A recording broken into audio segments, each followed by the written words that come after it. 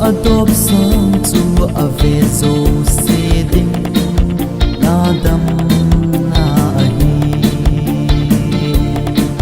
chu banga mi hi chapa thing cross chu na ki kai sa na hi ata san san tu so de hin na chu anei ding Tin in van môi để ai lo na chu a chapa chang kha de hin pe oi hin le a ta san zo se ton so de hin na a nei a ta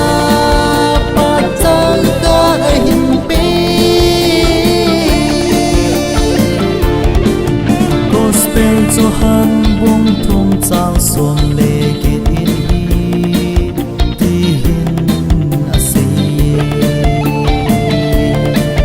a ta san lo zo se chu thiam mo chang ding a hi ti a se a ta san lo si a thiam mo chang a hiu ve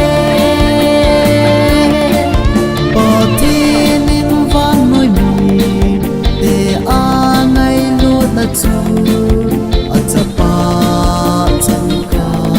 de hin oi hin le a ta san zo se ton so hin na a ni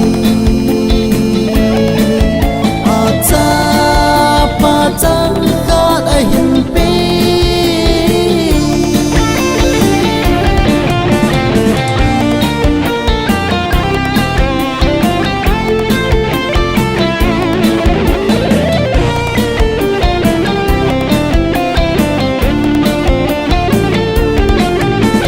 Sin pur adop sang chu